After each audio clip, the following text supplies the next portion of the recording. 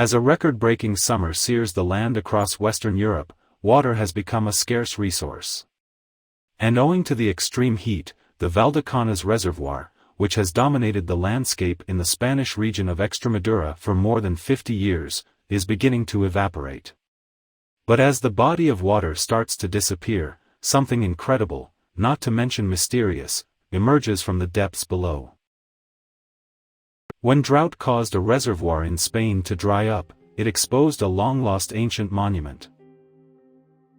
That secret was only revealed after weeks of a deadly heatwave that had affected countries such as France and Germany as well as Spain. And as the resultant drought transformed the land, emergency measures began to come into force. But while the cities and their inhabitants sweltered, the unexpected surprise in the reservoir reared its head. So, what exactly did the water conceal? Well, thousands of years ago, a mysterious people lived in this now remote part of the Iberian Peninsula. And while much of these individuals' culture has since been lost to time, some relics nevertheless remain for those who know where to look. In fact, in this particular spot, locals have heard the legend of an ancient monument for many years, and now its moment in the spotlight has finally arrived. Located in western Spain, the Extremadura region has always had a hot climate with little in the way of rainfall. As a result, when the dictator General Franco set about developing the country in the mid-20th century, it may have seemed logical to construct a reservoir and dam in the area.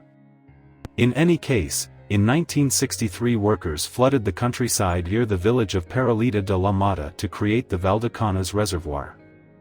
And for decades, the facility helped to provide water in a region that is cursed with often crippling heat. During the summer of 2019, though, a meteorological phenomenon created conditions that were even tougher than normal. Beginning in June, a spell of atypically warm weather swept through much of Western Europe, with the mercury hitting record highs across the continent. And in this corner of western Spain, that meant the onset of a terrible drought, with some farmers in the region likely to suffer severe financial hardship as a result of the heat and its consequences. All across the region, the drought transformed the land into an arid expanse with little in the way of vegetation.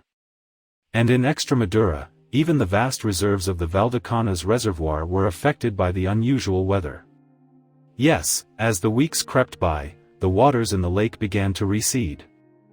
But while residents of the region likely fretted about their dwindling water supplies, there may have been something else about the situation that piqued their curiosity.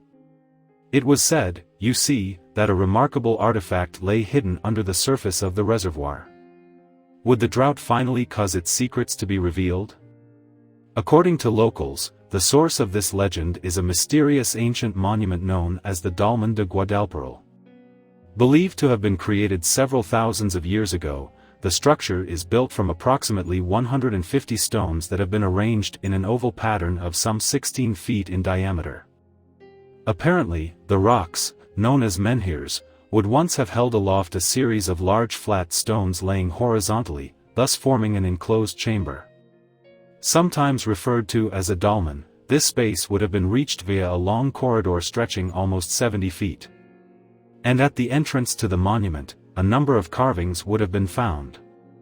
Furthermore, according to Angel Castano, who grew up in the area, the monument was built using stones from outside the local area. The site would have been created over thousands of years using granite transported from kilometers away, he told the local in August 2019. Sadly, though, the exact method of the monument's construction has since been lost to time. But although it's certainly mysterious, the ancient site is far from unique. In fact, its familiar structure has led some to dub it the Spanish Stonehenge. And as is the case with the famous megalith in southern England, the dolmen is believed to have once been a center of both religious and memorial rites. In fact, according to Castano, the stones may initially have fulfilled a number of different roles. Like Stonehenge, they formed a sun temple and burial ground, he explained. They seem to have a religious but also economic purpose, being at one of the few points in the river where it was possible to cross, so it was a sort of trading hub. Despite its ancient heritage, however, the dolmen has remained relatively incognito over the years. Indeed, although it's believed that the Romans were aware of its existence, the monument wasn't officially discovered until the 1920s. At around that time, the German historian Hugo Obermeier began investigating the area. While examining the site, Obermeier discovered a number of relics including ancient ceramics, axes and knives. In addition, he came across the remains of a settlement that is thought to date from the period when the monument was built. And along with the traces of ancient residences, the anthropologist also identified sharpening stones and mills. For some reason, however, Obermeier's findings weren't made public until more than 3 decades later, in 1960. By that point, Franco's mission to modernize Spain was well underway. And for the Dolmen de Guadalquivir, which found itself at the heart of one of these new developments, this meant a rather undignified fate. 3 years after the publication of Obermeier's work, in fact, the site of the dolmen was flooded in order to create the Valdecañas Reservoir. And just like that, a site that could have rivaled Stonehenge in terms of significance and appeal disappeared, taking its ancient secrets with it to a watery grave. Yet even after it had vanished beneath the surface of Franco's new reservoir, the dolmen wasn't always completely hidden from then on. Over the years, you see, the water level would sometimes drop enough for the monument's highest points to re-emerge. In fact, a drought in the 1990s dried up the region so much that the entire upper section of the dolmen could be seen. And for the people who had grown up around the Valdecañas Reservoir, these occasional glimpses of the dolmen were enough to inspire a local legend. Then, when the hot summer of 2019 scorched the landscape of Extremadura, that myth soon collided with reality, as the ancient monument revealed itself in all its glory. According to Castano, who lives close to the monument, the reappearance of the structure was a spectacular sight. All my life, people had told me about the dolmen, he informed Atlas Obscura in September 2019. I had seen parts of it peeking out from the water before, but this is the first time I've seen it in full. It's spectacular, because you can appreciate the entire complex for the first time in decades. Then, with the dolmen exposed, curious onlookers were able to form their own theories about the mysterious monument. It was now possible, after all, to study the engraved menhir at the entry to the chamber. And while experts have historically accepted that the stone depicts a human and a snake, some other explanations have since arisen. In Castano's opinion, for instance, the undulating line found on the rock represents not a snake but rather a body of water, specifically, the nearby Tagus River. Apparently, he believes that the marking mimics the path that the river once took through the region. And if Castano is correct, the carving would be among the earliest maps in human history. It was intuition, Castano told Atlas Obscura in September 2019. Before the area was flooded, the river had a strange bend that matched where the snake's head was supposed to be. I rushed to consult an old map of the river, and I realized that the curvy line corresponded nearly 100% to the river's path. However, some researchers have disagreed with Castano's bold hypothesis. Primitiva Bueno Ramirez from the University of Alcalá thinks, for example, that the lines are more likely to be a relatively common type of megalithic phenomenon. Having first examined the stones back in the 1990s, she believes that the carving has little to do with the local landscape. I appreciate his enthusiasm, Bueno said of Castano. But from my archaeological understanding, I would say that the line is geometric and similar to ones found in megalithic art across Europe. In this case, it could be identified as a serpent. Regardless, though, she acknowledged that further investigation was needed in order to make a positive identification. But it wasn't just experts such as Castano and Bueno who found themselves drawn to the site, as the newly exposed dolmen soon became something of a tourist attraction. And despite the fact that visiting the site meant trekking for several hours in the baking heat, people still flocked to the remote location. By early September, in fact, 2 different companies had begun operating boat tours that took tourists across the reservoir to see the monument. And with the challenging trek thus eliminated, visitor numbers to the area continued to grow.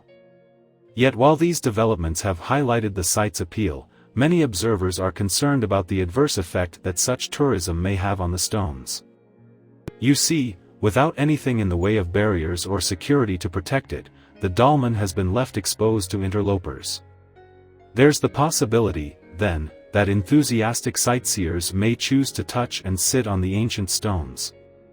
And such a prospect have raised concerns that the monument, which up to now has survived for thousands of years, may become irreparably damaged.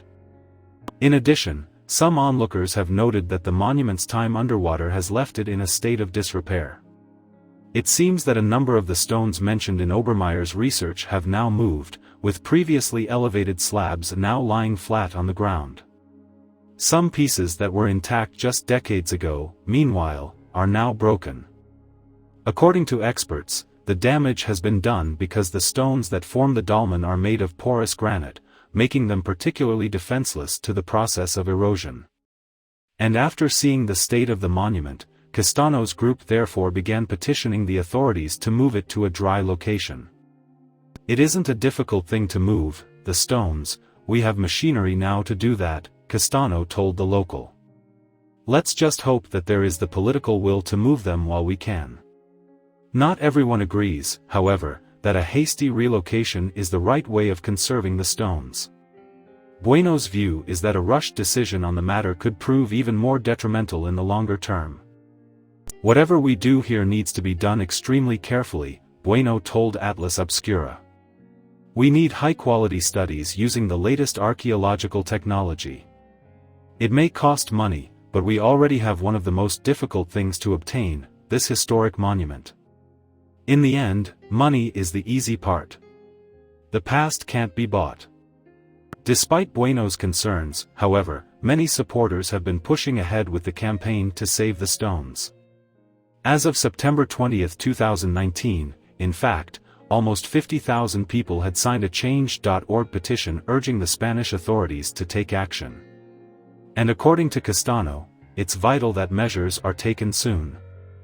If we miss this chance, it could be years before the dolmen is revealed again, Castano told the local.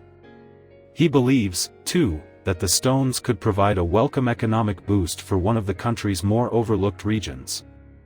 There are already lots of reasons to come to this part of Spain, but there is very little tourism, he pointed out. This could be the kickstart that the region needs to bring tourism to the area. In fact, in Castano's eyes, the dolmen could become a thing of great value to the local community. We grew up hearing about the legend of the treasure hidden beneath the lake, and now we finally get to view them, he explained. There certainly may have been treasures buried beneath the stones once upon a time. But for us now, the treasures are the stones themselves. It should be known, though, that this is far from the only time that extreme weather conditions have inadvertently revealed an ancient site. Thousands of miles away in Iraq, for example, a drought in June 2019 affected the water in a Tigris River reservoir. And as the levels dropped, the remains of a Bronze Age palace were revealed. Similarly, in 2018 a heatwave swept through much of the United Kingdom. Owing to the sweltering conditions, then, the quantity of water in the Burrator Reservoir on the wild expanse of Dartmoor in southern England fell further than it ever had before. And in the process, relics of a long-forgotten 15th-century estate, known as Longstone Manor, emerged from the depths. But it's not just dwindling water levels that are capable of revealing these hidden histories. During that British heatwave, the resultant lack of plant growth also exposed traces of numerous past structures and settlements. And while some of these artifacts were merely a few centuries old, others originated all the way back to the Stone Age.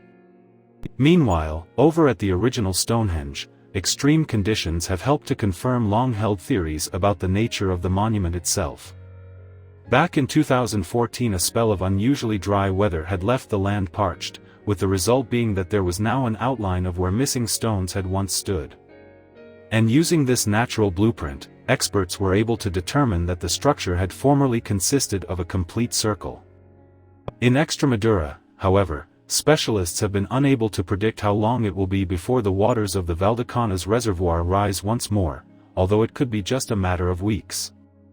And, currently, the fate of the dolmen remains undecided.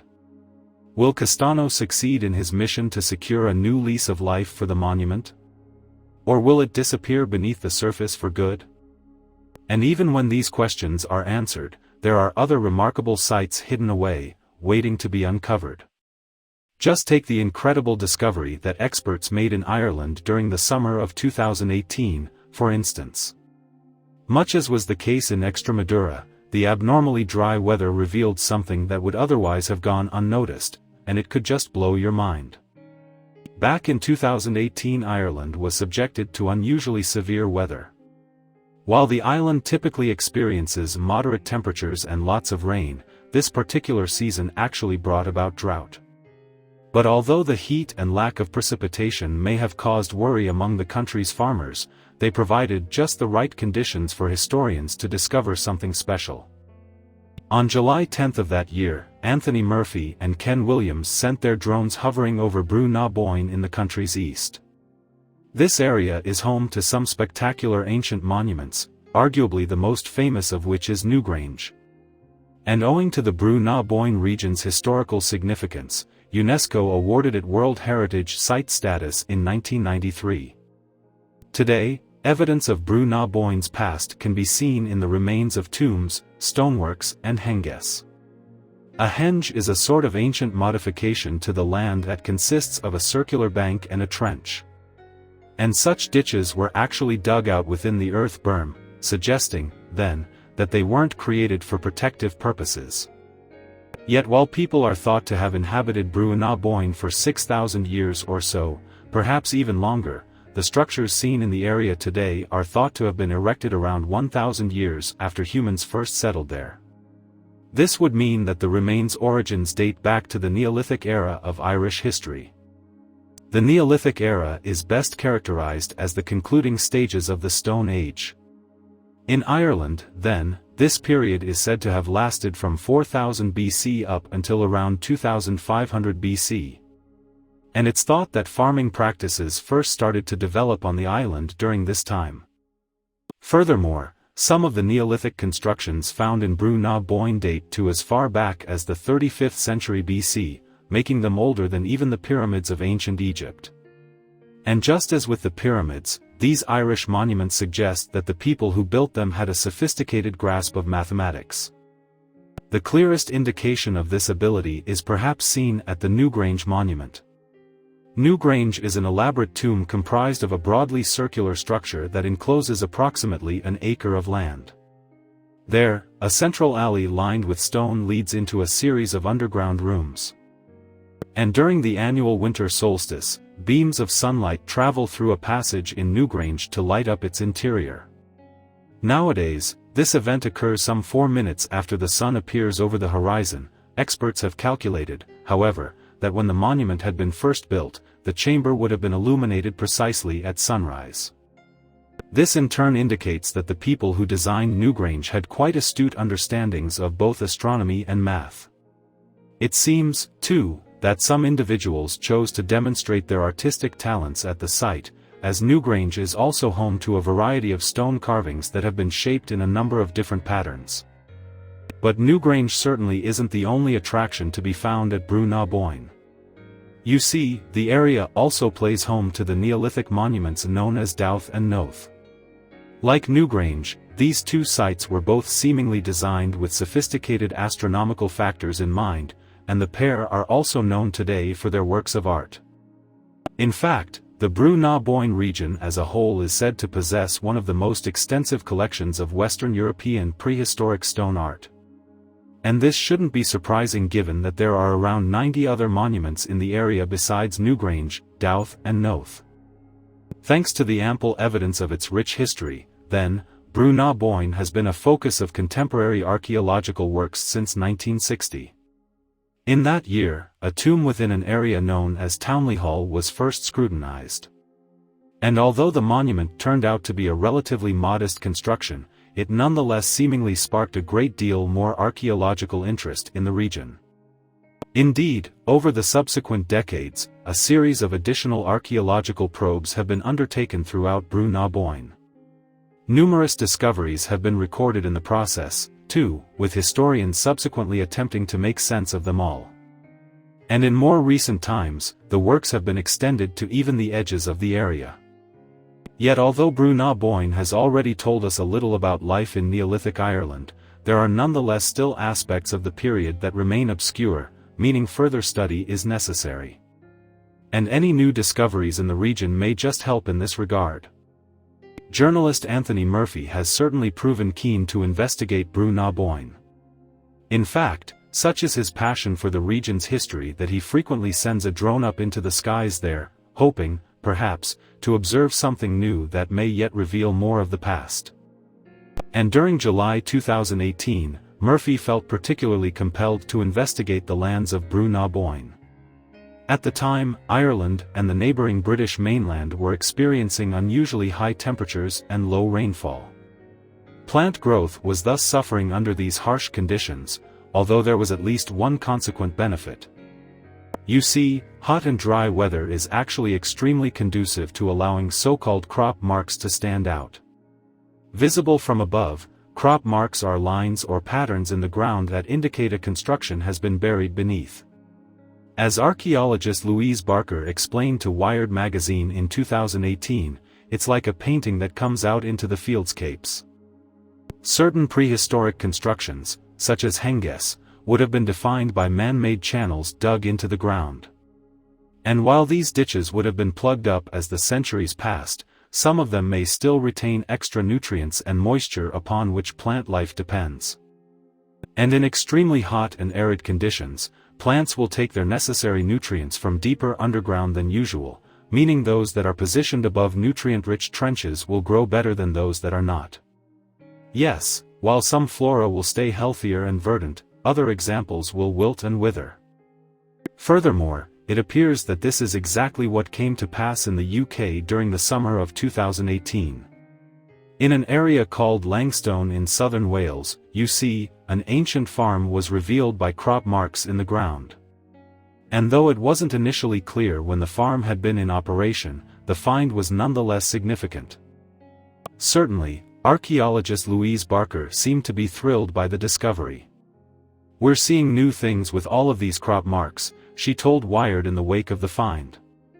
"We probably haven't seen anything like this since the 1970s, the last time there was a really dry summer like this." When Anthony Murphy caught wind of new archaeological finds in Bryant, then, he reasoned that the heatwave engulfing Ireland may reveal interesting etchings in the ground, too. So, over the course of a couple of days, he sent his drone over Brú na Bóinne.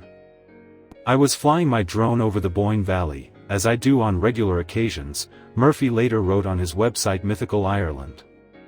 "I had it in the back of my mind that some previously unrecorded archaeological sites had been revealed due to the drought conditions in Britain, but I hadn't the faintest expectation that I would find anything new." So, on July 9, 2018, Murphy sent his drone up to the sky in order to survey the ground below. By the end of this relatively short flight, however, he wouldn't have much to show for his efforts beyond a small number of photographs. Indeed, on this occasion, his aerial survey had discovered little of particular interest. Yet Murphy's instincts told him that he needed to try again. "Something was nagging at me," the day after the first attempt, he wrote on his website. "My own thoughts were niggling at me. I will have to go out and fly again tonight," I said to myself. Gut feelings and all that. I knew it was important. On July 10, then, Murphy prepared to send his drone skyward once again. But just before he could actually do so, his friend Ken Williams suddenly showed up. Williams had actually been photographing Newgrange using his own drone, and the two men ultimately decided to work together. Murphy was first to send up his drone, with Williams following suit shortly after. And the two machines were both fixed above a location with a series of intriguing features, although nothing earth-shattering. After some time, though, the power in Murphy's drone began to fade, and so he landed it to swap batteries. Then, with the drone ready to go once again, Murphy decided to send it towards a different area. And as he directed his airborne device in this particular direction, he noticed something strange. Beneath his drone, there appeared to be a circle etched into the ground. Intrigued, Murphy lowered the altitude of his machine in order to get a better view of what lay below. And as a result, a series of other circles aside from the one he had initially sighted came into focus. This time, it transpired that Murphy's drone had caught sight of something truly significant. Murphy subsequently alerted Williams to his find, leading his companion to send over his own drone to the area. Careful not to crash their devices into each other, the two men set their drones to hover above the site, where they spent up to 15 minutes snapping photographs. And soon the pair were noting some additional features that they hadn't previously spotted. Immediately to the west of the new henge was what appeared to be another large enclosure, and in the far northeast of the field, there were some more circles, Murphy later recalled on his website. And close to the lake and trees, just to the north of them, there was a mottled landscape of dark and bright features. All in all, the two men were aware that they had managed to capture images of something significant. As a result, then, the pair both grounded their drones and subsequently sent out the photos of the markings to the archaeological community. And in turn, these people appeared to be just as enthusiastic about the discovery as Murphy and Williams were themselves. In fact, Steve Davis, an archaeologist from University College Dublin, has implied that the find is potentially momentous. This is internationally significant, and we now need to figure out what it means, he told the BBC in 2018. It has some characteristics that we've never seen before, for example, the very odd double-ditch sections that make up its circumference. It's one of a series of large monuments near Newgrange, Davis continued. We don't know what the henges are for, but it's thought that they were meeting places. The confusing thing is why there are so many henges in one area. Nowhere else in the world has so many in one spot. And fellow archaeologist Dr. Geraldine Stout gave her own opinion on the matter to the Irish Independent in 2018.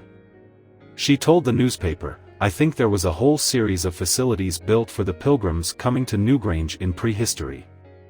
Generally, we believe these henge monuments were built up to 500 years after the main use of Newgrange." Meanwhile, according to World Heritage Ireland, the warm conditions of summer 2018 brought about further discoveries. It seems, for instance, that the crop marks noted by Murphy and Williams were not the only ones to be recorded.